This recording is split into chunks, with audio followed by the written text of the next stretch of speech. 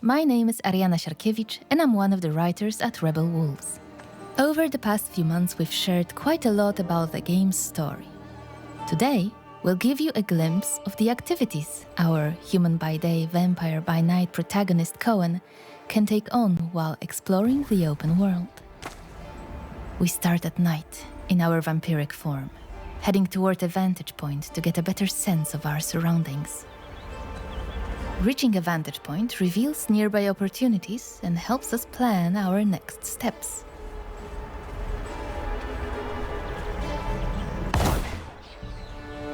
Just gorgeous. Few brave these woods. Folks say they're chock full of monsters. Village of Malagir. Codrin's family's land. Malagir Monastery. Its best days are long behind it. I don't think I'll find anything else here. Let's open them up and check nearby points of interest. Some are tied to Brensis's officers. More on them shortly. Others to hidden mysteries, haunted sites, and shrines used for fast travel, which can also serve as quest objectives. Let's mark one and head there.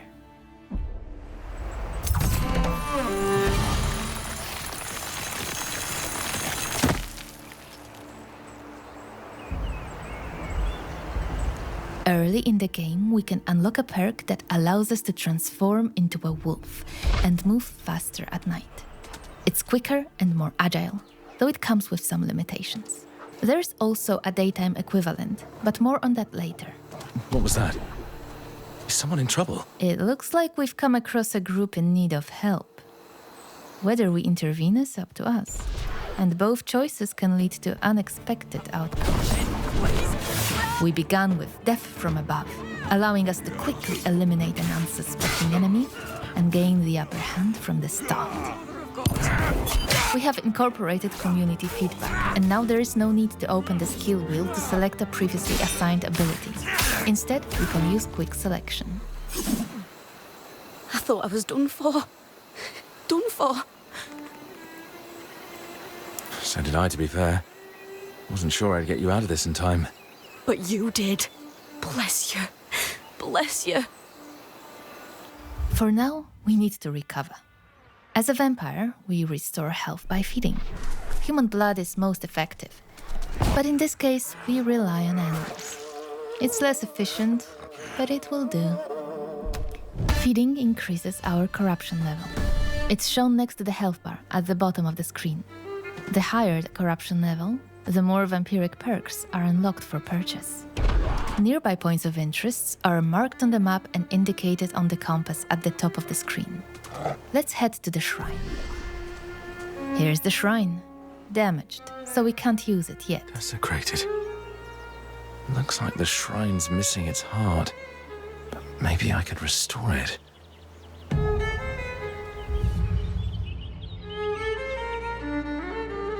The tracks, they're fresh.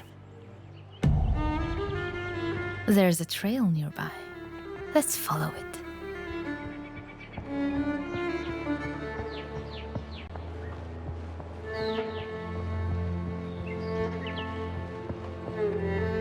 A group of Brensis's soldiers has set up camp.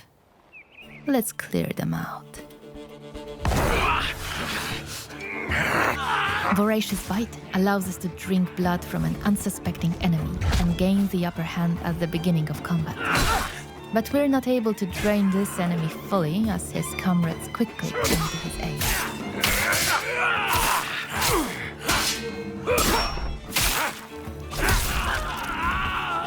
We use Piercing Shriek to briefly stun the weaker opponent, giving us an opportunity to take on his commander. When an enemy blocks and interrupts our attack chain, we can use Charge to prevent a counterattack.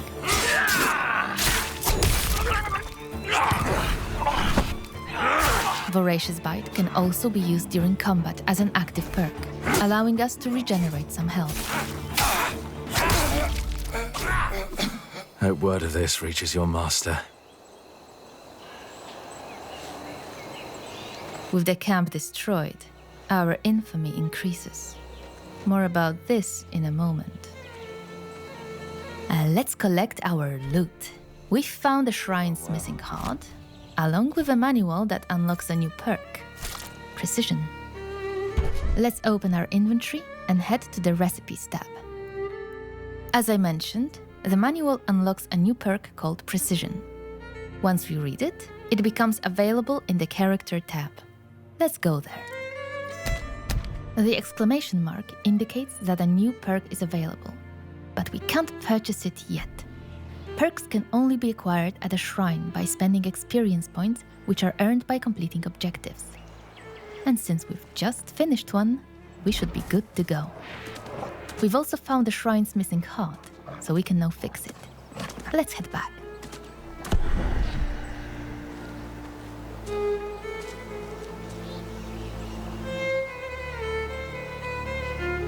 You're welcome. With the heart restored, the shrine is rebuilt. We can now use it. Let's start with the perks menu. In the Swordmaster abilities, we find Precision, now available for purchase. As you can see, it costs both experience points and a time segment, indicated by the hourglass icon. Let's learn it. Now let's take a look at the Vrakiri perks. With our corruption level increased and another experience point available, we can unlock new abilities, again marked with an exclamation point. The corruption level required to purchase a perk is indicated in the tooltip on the right side of the screen. Let's purchase one.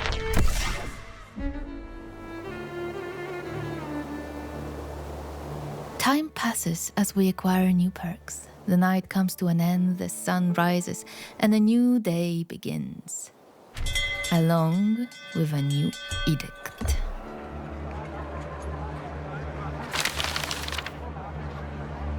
Edicts are tied to the infamy system we mentioned earlier. Several have already been proclaimed since the start of our journey. The higher our infamy, the harsher the edicts, and the more challenging the world becomes.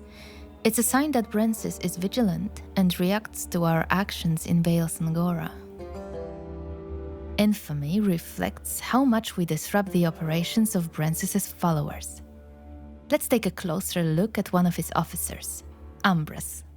In the right corner of the screen, we can see his level of aggression towards us. When it reaches its peak, a new questline is unlocked, influencing the story and shaping our future confrontation with Brensis.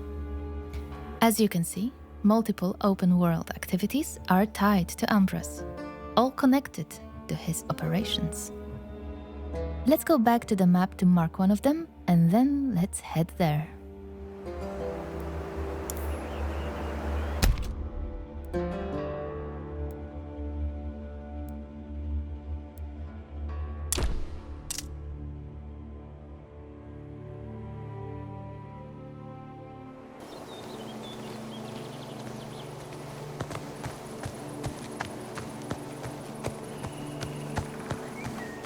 We've arrived near one of Ambrose's warehouses, storing blood supplies. Killed. Go back where you came from. I don't... Time to restore the order. Charge is an ability shared between human and vampire forms. This enemy was weak enough to stun them with it.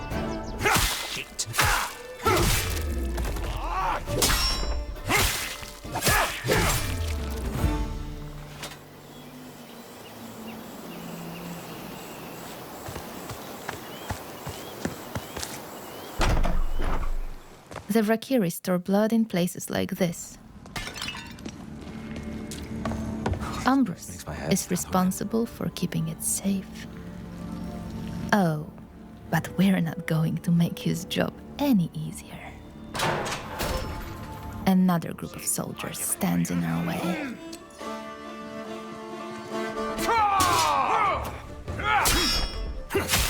We open with Broad Swing to weaken as many opponents as possible, then follow up with Burning Blood, which briefly staggers the enemy and applies a damage over time effect. What do we have here? The prisoner's fate is grim. Their blood is drained, then stored in places like this, where it awaits distribution to Brensis and his officers.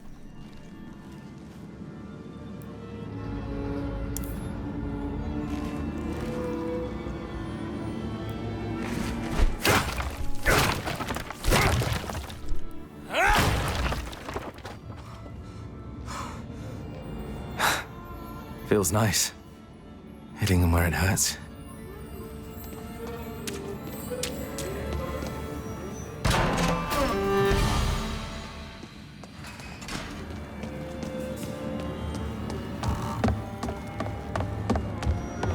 With the supplies destroyed, our infamy rises again. We've disrupted Umbris's operations enough for now. Let's move on to another point of interest, a haunted site. Earlier we showed you how we can move faster at night by transforming into a wolf.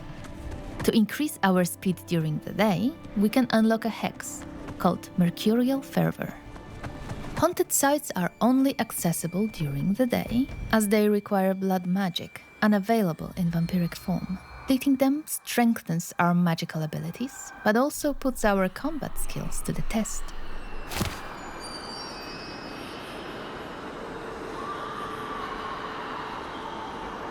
The spirits here are restless. Perhaps I could help them somehow.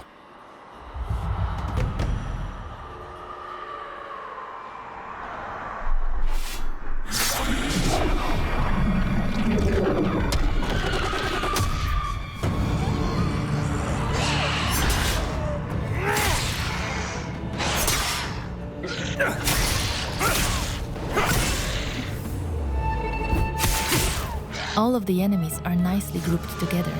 It's a perfect opportunity to use Ravenous Flock, a perk that damages opponents in an area twice. First on activation, and then in the follow-up attack.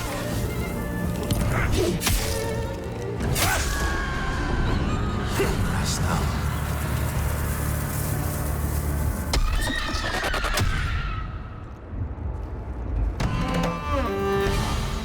now. The enemies are defeated, so let's collect our loot. These haunted sites may reward us with ancient texts, allowing Cohen to become an even more powerful wielder of magic.